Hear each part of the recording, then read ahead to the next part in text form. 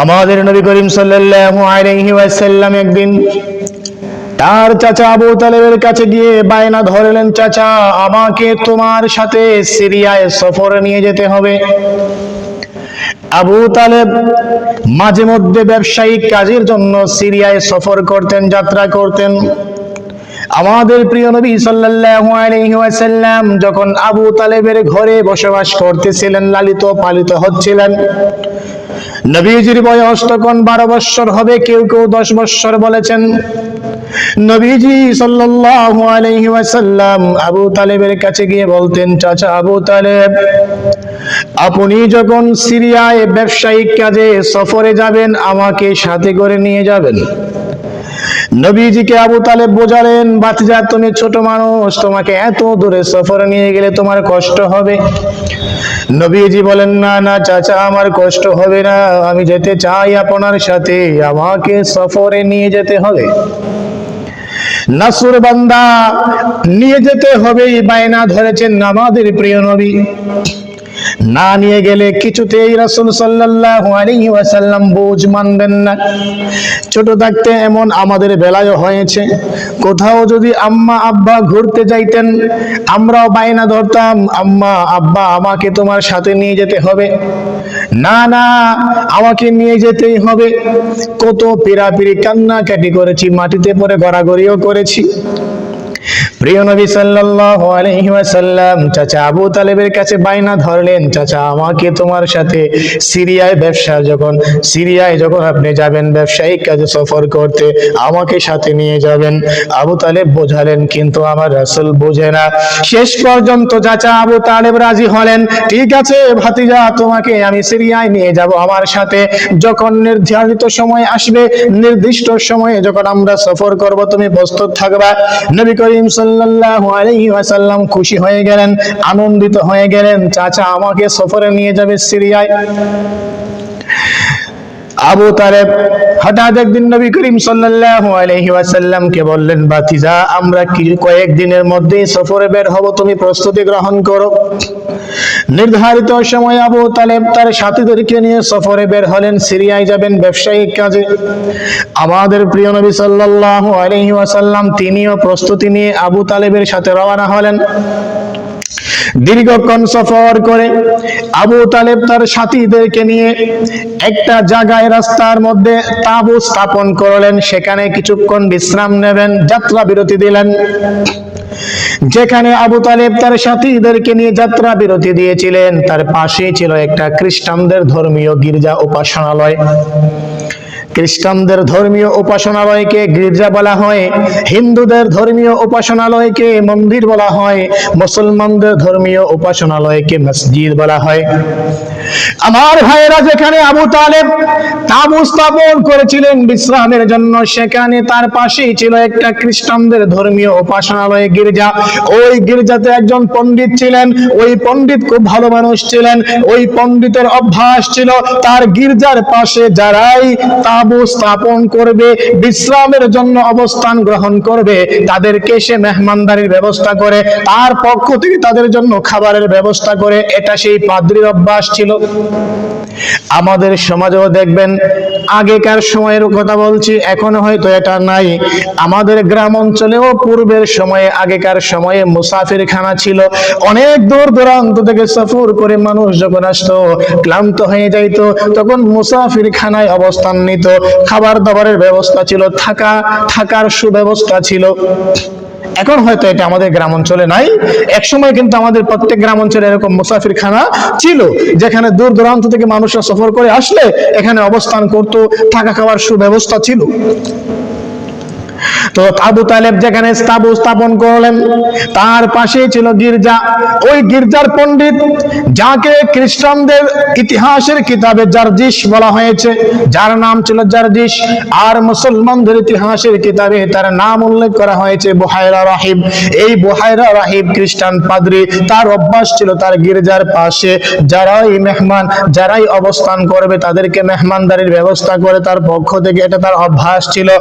যখন শুনতে পারলেন পারলো মক্কা থেকে একটা কাফেলা তার গির্জার পাশে এসে তাঁবু স্থাপন করেছে। কাফেলা এসে যাত্রা বিরতি করেছে। গির্জার সেই পণ্ডিত বুহাইরা রাহিব দৌড়াইয়া গেল, ওই দলের সাথে কথাবার্তা বলল। তাঁবুতে যারা ছিল সবার সাথে কথাবার্তা আলাপ আলোচনা হলো। তোমাদের সর্দারকে, নেতাকে সবাই দেখিয়ে দিল, আমাদের সর্দার হচ্ছে আবু তালেব। খ্রিস্টান পাদ্রী বুহাইরা রাহিব আবু তালেবের কাছে গেলেন, হে আবু তালেব, তুমি তো এই দল ও প্রতি দলের নেতা সর্দার, তোমার কাছে একটা আবদার নিয়ে আসছি। আবদারটা হলো, আজকে আমি তোমাদেরকে মেহমানদারি করাবো। এটা আমার চিরচারিত অভ্যাস। যারাই আমার গির্জার পাশে এসে তাঁবু স্থাপন করে অবস্থান নেয়, বিশ্রাম নেয়, আমি তাদেরকে মেহমানদারির ব্যবস্থা করি। দয়া করে আমার দাওয়াতটা কবুল করবেন, গ্রহণ করবেন। আবু তালেব প্রথমে না করলেন, না না, আমাদের কাছে খাবারের ব্যবস্থা আছে, আপনাকে কষ্ট করে আমাদের জন্য খাবার ব্যবস্থা করতে হবে না।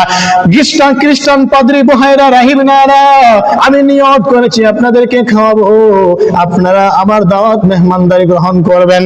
আবু তালেব শেষ পর্যন্ত দাওয়াত গ্রহণ করলেন। ঠিক আছে, আমরা আপনার মেহমানদারি গ্রহণ করলাম, কবুল করলাম, আপনি আজকে আমাদেরকে খাওয়াবেন, আমরা খাবো ইনশাআল্লাহ।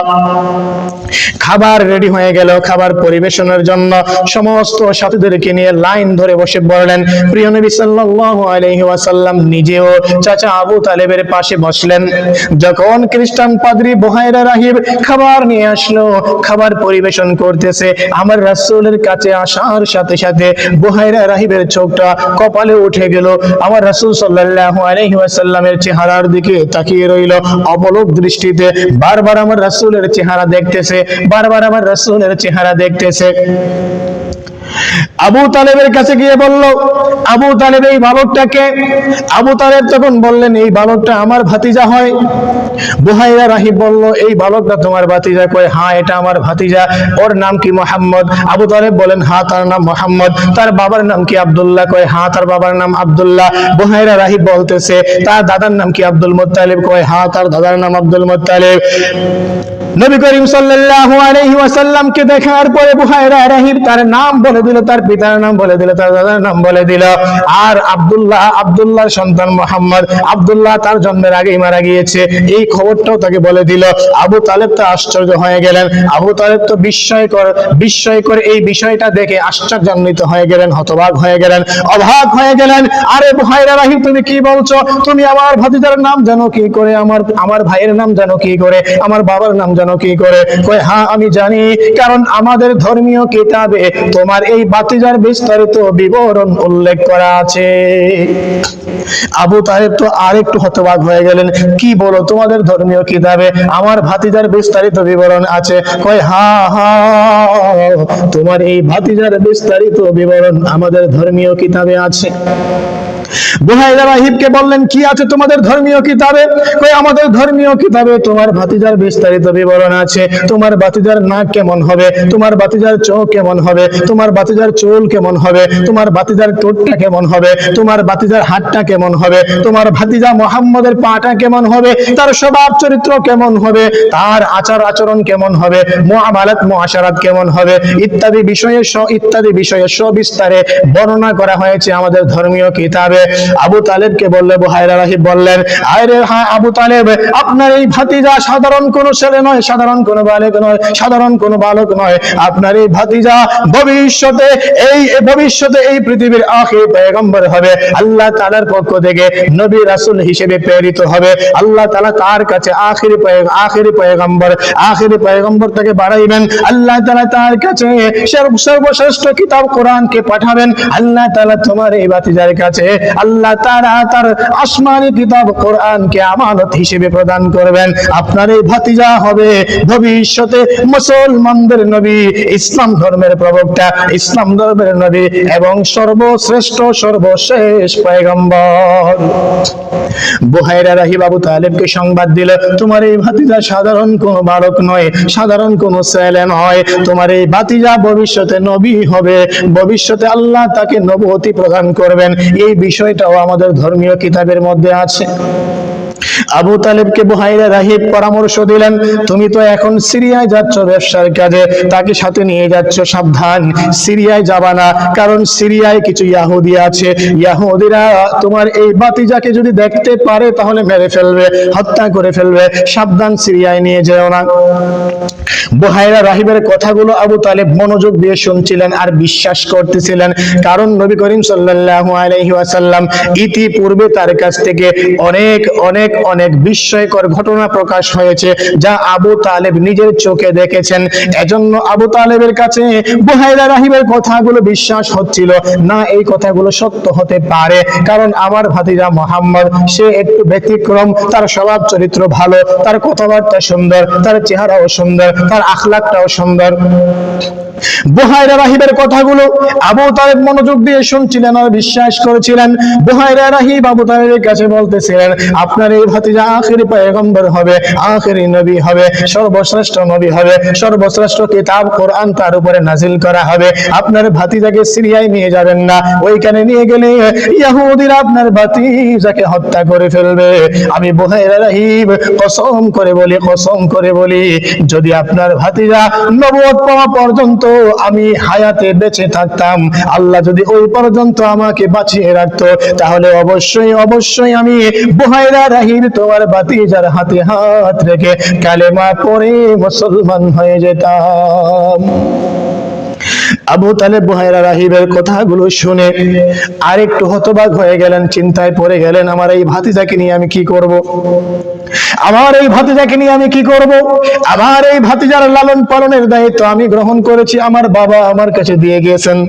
আব্দুল মুত্তালিব ইন্তেকালের আগে রাসূল সাল্লাল্লাহু আলাইহি ওয়াসাল্লামকে চাচা আবু তালেবের হাতে বুঝিয়ে দিয়েছিলেন, আমার এই নাতিটাকে তোমার কাছে সঁপে দিলাম, তুমি তাকে দেখভাল করবা, তুমি তার লালন পালনের দায়িত্ব গ্রহণ করবা। আবু তালেব তার ভাতিজা মুহাম্মদ সাল্লাল্লাহু আলাইহি ওয়াসাল্লামকে নিজের প্রাণের চাইতে বেশি ভালোবাসতেন, নিজের ছেলেমেয়ের চাইতে বেশি ভালোবাসতেন। এখন যখন বুহাইরা রাহিব বলল যদি সিরিয়া নিয়ে যান তাহলে তাকে হত্যা করে ফেলবে, এখন তো চিন্তায় পড়ে গেলেন, ভাতিজাকে আমি কি করব। মক্কায় নিয়ে আসলেন, সিরিয়ায় না গিয়ে আবার মক্কায় চলে আসলেন। মক্কায় আসার পরেও টেনশন আর শেষ হচ্ছে না, কারণ ভবিষ্যতে যদি আমার এই ভাতিজা সত্যি নবী হয়, নবী হওয়ার পরে যখন দ্বীনের দাওয়াত দেবে, কালেমার দাওয়াত দেবে, এক আল্লাহ তাআলা দাওয়াত দেবে, তখন তো আমার ঘরের মানুষ আমার ভাতিজার বিরোধী হয়ে যাবে।